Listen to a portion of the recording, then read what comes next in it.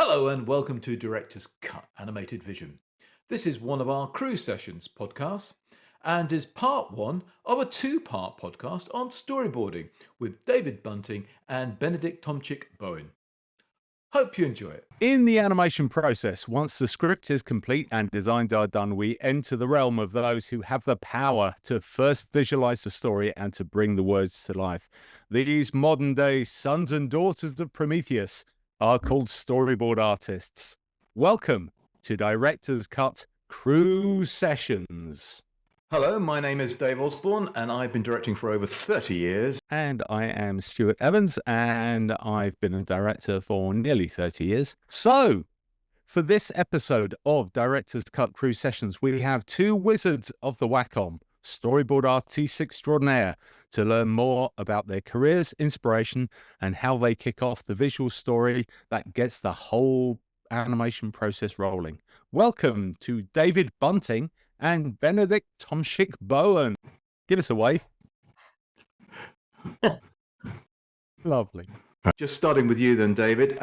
Please tell us how you got into the animation industry and some of the career highlights that you have. Quite like you, Dave. I started way back as a child with a Super 8 camera, I'm one of those geeky kids who saw Jungle Book on the cinema screen as a child and was like, wow, it's like, how do they do that? And it was kind of like this really mystical process back then. There weren't any books on the subject, but I knew that it was drawn and yet it was engaging with all of these emotions, and so I just started making flip books, and it led to a Super 8 camera, and I just didn't stop. I went to Bournemouth for a bit, sort of searched around for animation courses, and I was like, I want to do this for a job because I couldn't do anything else. It was like I couldn't do maths. I realize now that as dyslexic, but it was like that wasn't recognized at the time. I think like a lot of artists. So school wasn't a great place for me. So I went to the art room and the drama room. Those sort of my sort of like my saving graces, and hung around.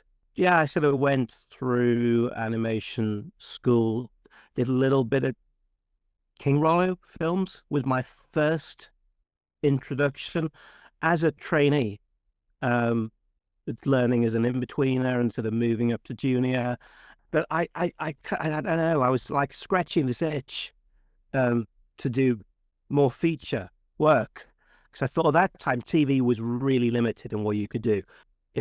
So I went back to school. I went to Dublin, to Ballyfermot. All of that old with Don Bluth and all of the institution, all the learning from that coming into being taught by all of those amazing people, and the learning from that studio.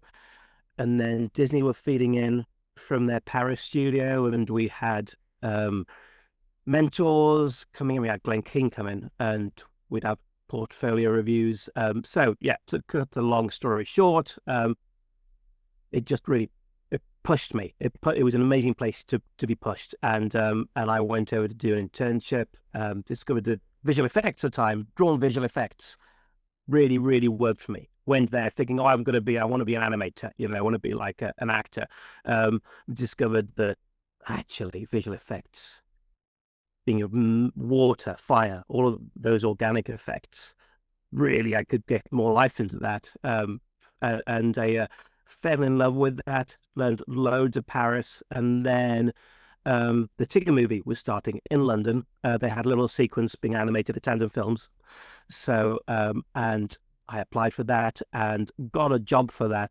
Literally, I think that the second day I left senior college in Dublin. And they were like, do you want to be a layout artist? I don't know if I can hack it as a layout artist, but of course I'm going to say yes. And went along to the door like a couple of weeks later, and they said, what are you here for? And I said, well, I think I'm here to do layout. What I'd really like to do is special effects. In the curious, crazy world that it was, they said, we don't have any special effects artists, we do have a lot of effects in this film, and actually was just being rejected by the LA studio. So if you want to have a bash at it, be our guest. And so I sat down with this test, which was this comet sort of flying over this tiger dinosaur and exploding, and I was going, right, I'm going to really impress, really going to have to impress on this and show what I've got. And I did too much. It was really way too much than the scene and style called for, and so it got pushed back. And the second one, okay, I'm going to do it now. And then I thought I'm going to be sacked by the end of the week, and I just thought, okay, I just settled into it, took a breath, did it simply, and it passed. And then I got onto the next shot, and 3 months later I was still there, and the director sort of like turned around like 3 months later, said, "Hey, whatever happened to that layout artist who was supposed to write?" Oh yeah, sorry, that was me. But that was an amazing time when we were surrounded by people from like Richard Williams' studio and all of the old guard, and we were just learning every day. It was incredible, and I thought I was going to do that for the rest of my life. But then the 2D industry sort of collapsed. I sort of like came out of that, and I was going to go on to a studio to do selected for a DreamWorks feature, and Max sort of got pulled back from LA to LA out of the UK, and all these studios started closing down. And I thought, oh, blimey, I have to reinvent myself. And but what I really loved all the time was storytelling. And anyway, so I by hook or by crook, I went through a small publishing house, and then got an opportunity to do an intern at Aardman. And this was at the time when digital was just coming over, and we had and they had the first Cintiqs, and anyway, it was a revolution where it was suddenly able to draw on this Cintiq screen, and that was incredible. And then I moved over to Shaun the Sheep, series 2, got amazing training, and then took a while to get established, but for the last 10-15 years, storyboarding has been, it's kind of like sat. And okay, so Ben, tell us how you got into the animation industry and some of your career highlights. So I've been in the animation industry for 25 years now, primarily as a storyboard artist, and I guess I'm an example of a fake it till you make it type of person. So very early on in my life, I was a keen reader, but also I'm absolutely obsessed with cartoons and comics. So things like Asterix and Tintin. I mean, I had all of them. And most of the media that I was reading, of course, like most other kids in the late 70s, early 80s, would have been stuff like Mr. Men and things like that. So I guess my generation was probably one of the first to have that kind of constant bombardment of cartoons of the kind of level of quality that they were. And I don't know, I became really keenly interested in drawing. And to be honest, it's one of the only things I'm good at outside of, I guess, creative writing and drawing. Like a lot of other artists, probably not so good at maths and sciences, but making up nonsense, pretty good at. And strangely enough, the direction of my art career at that point, as a student, was probably more towards painting and realism. I kind of dropped off of doing cartoons when I was about 16. I think it's probably some sort of peer pressure, or like, cartoons are for kids or something. I'm not sure. Secretly, I still really love them, but I started thinking more in terms of film, because I really was a big film nerd, massive film nerd. So I wasn't really aware up until probably the age of 17 or 18 or so of what a storyboard artist was. But again, being in the UK, we don't have that kind of access in terms of like a student in California or maybe New York does to this kind of thing. And I was brought up in Northampton where they made shoes. I then kind of went into my studies looking more towards art and film, and ended up accidentally, in a way, becoming a production design student. there was the fantastic film side of my course where we had a brilliant tutor called Moira Tate, who I believe she might have retired now, but she was at the National Film Theatre, is it NFTS school? And she would come in and she would take us on field trips to the set of Lost in Space, or we got to stand on the end of the road of New York, Stanley Kubrick's Eyes Wide Shut, or someone would come in and they had the little miniature from Brazil. And it just kind of kept fostering this idea of what I wanted to do. And it was her where one day we had this, I can't remember what type of project it was, but we had to do this kind of short film or something about a vampire. And I did the storyboard and I was like, this is really good. What am I doing in a production design course? You come out of university and if you're not completely focused on something, I kind of came out a bit of a mess. Like I like this thing, but I've got a degree in this thing. And then how do I get into that? So by some stroke of luck, my girlfriend at the time was Italian. I moved to Italy, and La Lanterna Magica was the animation studio in Italy, and they'd done like a few quite big films within Italy, like The Cat and the Seagull, which was their big one, which everyone talked about. And I think one day I just walked into the studio and just said, "Hi, I want to be a storyboard artist." And they said, "Well, we don't have any room for storyboard artists, but if you want, like, you can practice," and gave me stuff to practice on. And from that point on, I just kind of kept harassing European studios to see if I could get stuff to either work on or practice. At the time I was teaching English. So I then moved back to the UK, got a job in Oddbins, the wine store at the time, which everyone went to. I was very good at just like scrawling stuff, and I ended up being the person who did all the paints. They had these window paints, and I was the person because I was the artist who wanted to do that. And I was really pushing to try and get into animation. So I was printing out reams of portfolios of work that I'd done. And at the time, you didn't have emailed portfolios. You literally had to print them out, walk to the place and give them to it. So luckily I lived in London. I don't know what it's like for anyone else outside of London, but I was carrying my rucksack with this giant portfolios, just handing them in wherever I could. And I think they were probably about £30 a pop. And people would just lose them, or they wouldn't have looked at them, and you'd just start getting more and more disheartened. But one day I applied for a production coordinator job, just because I was getting that desperate, at a small animation studio called P4 Productions, which was run at the time by Alan Gilby and David Friedman. Well, I didn't get the job because clearly I wasn't a production coordinator, but I did leave my portfolio, and I'm told that David just went through it because he really needed a marketing artist for Gets the Mr. Hell show, which was Bob Monkhouse's second to last thing. And he just called me in one day and he was like, "Did you draw this? Did you draw this?" And all I said was yes to everything, to literally everything he said.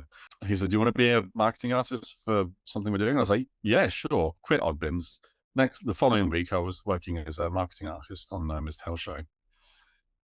And then they managed to sell the Bounty Hamster series to CITV, which was being animated in Australia but boarded in the UK. And they would then ask me, "You can storyboard, right? You got your storyboard stuff?" And I kind of gritted my teeth and said yes. And then I was trained by Swampy Marsh, who was there, who was the creator of Phineas and Ferb, and a wonderful animator who called Barry Baker, who I feel like he deserves more recognition in the industry. I believe he had his whole sequence of Fantasia to himself or something. The guy was a genius, and Swampy as well is like a crazy genius. So my first job storyboarding was on Bounty Hamster, which was honestly the most anything goes thing I've ever worked on. And I don't think I've worked on anything quite like it since, because we were kind of writing as we were boarding, which is a very American style of doing things. So you come up with a gag, the gag's in if it makes the director laugh. You could just pretty much do what you wanted.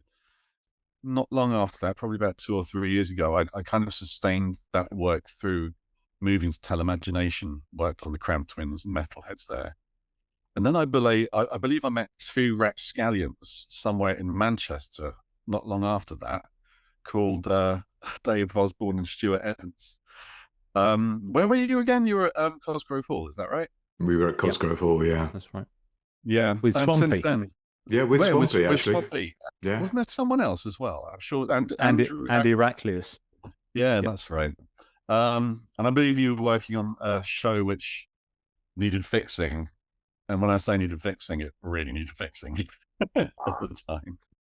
And from there on, Dave hired me on a lot of religious programming, which was actually quite enjoyable and taught me a lot about action. But yeah, so far, no one's actually found out that I'm not really an animator. But I think I've gotten to the point where after 25 years and having done some animation courses as well recently, you just realize that, yeah, you are an animator, because storyboarding, you know, I've been through the whole transition from paper to storyboard. Paper, where you just got like this table with, you know, an animator's table, and you're just putting the paper on top of each other, tracing off your backgrounds. And then like, you know, probably about 2008, 2009, I'd seen Cintiqs beforehand. In fact, I had a Cintiq because I bought it off a guy on a rooftop in San Francisco. Long story. But I'd seen it being used by Alan Batson on Friends and Heroes. And yeah, digital boarding, I started on Storyboard Pro on Romeo and Juliet. And then I think I then convinced the producer on Friends and Heroes that this could work out. And Friends and Heroes possibly starting on paper, and I insisted this Toon Boom thing might work. And I managed to produce something workable. That's my recollection, but you might have a different view. And since then, I've basically been working in digital. Recently, in the last maybe 6-7 years, I've been working more in management of storyboards rather than just storyboarding. But of course, being freelance, you always get to little, you know, gaps in work where you just end up doing what you're good at, which is kind of where I am now, really. What, in your opinion, is the key role of the storyboard artist? You know, that's a good question. And I mean, for me, story defines everything. It's like, well, I mean, it depends on the show, right? But it's I think in storyboard you're creating the blueprint for the entire film.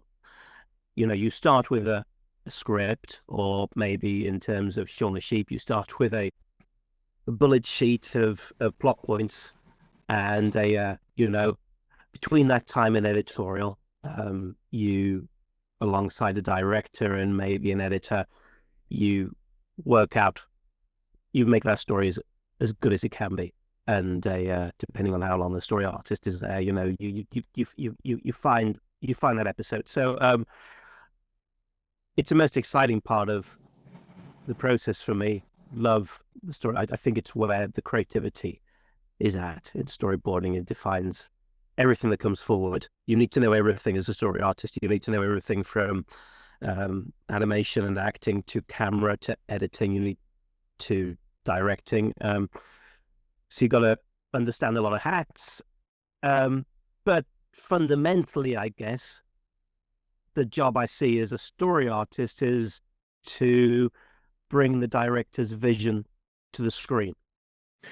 And Ben, how about you? What's your perspective on what the key role of the storyboard artist is? I would say it really depends on the studio and where you're working and what you're doing. Storyboard artist seems to be these days referring to someone who is hired as a freelancer who comes on board, does the storyboard straight from script, and then that's passed to the editor. Without much in terms of, you don't have much time these days to, and certainly in the UK, it's not something we do. You don't have much time to change anything. You just get fed the designs and you get the script. It gets fed through to you, then fed through to the editor. A story artist, I would say, is a term usually used in film, where you are a little bit more attached to the writer in the sense that there is more capacity for you to change a few things, or along with the director. It's not just you going off on your own and just, I mean, it might be, it really depends on the director, but you would be a lot more involved in that. I don't know if there's any, like, a technical term that is used kind of generally in the industry, but my view as a story artist would be someone who is more interactive with the other parts of the process. These days, I would call myself an animatic artist. It's certainly something that I make a point of when I'm asking for credits, or if I'm putting it on my credit list. Purely because when Storyboard Pro was introduced, you then had an editing suite attached to what you were doing. So in a way, and I think Adam Diamond touched this in the previous podcast as well, there are certain productions that you might join these days where you're being asked to edit the voiceovers, or more, sometimes, really depends, on a track, and then deliver that to the editor to do fine tuning and maybe make changes later on with the director. So yeah, so I think there's kind of like 3 roles these days. There's storyboard artist, where it's just purely doing kind of as you're told, story artist, where you are taking a little bit more of a, I guess, directorial kind of approach to it, where you are also more conversive and more important to the process of almost the writing. And then you have the animatic artist, which is probably both combined with editing as well. I mean, even when it comes to roles such as head of story and supervisor, storyboard supervisor is usually used when you're on a TV animation. Increasingly, though, it is being used depending on your head of story is being used in relation to television, depending on your relationship with the director as well.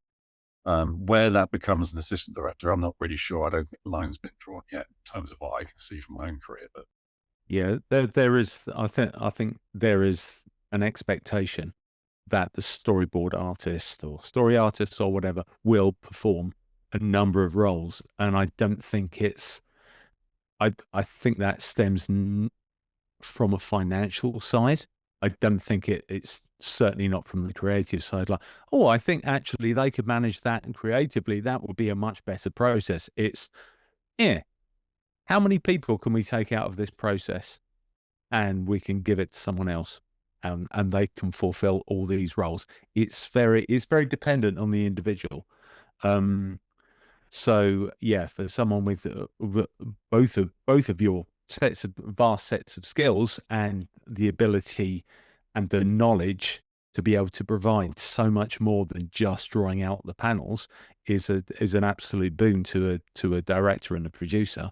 But it's whether everyone, I don't think everyone is capable of that, but there does seem to be that expectation. Yeah. And thanks to our special guests, Benedict, Tomczyk-Bowen, and David Bunting, who have given us fantastic insight into the role of the storyboard artist in the animation process. And as always, please like and subscribe to the channel, check out our other videos, and be sure to tune into further thrilling episodes of the Crew Sessions. And of course, remember that even though it is massively important to us and many others, we're not saving lives. It's just a cartoon. See you next time. Bye. Bye. Thank you for listening to the first part of our podcast on storyboarding. See you in the second part soon.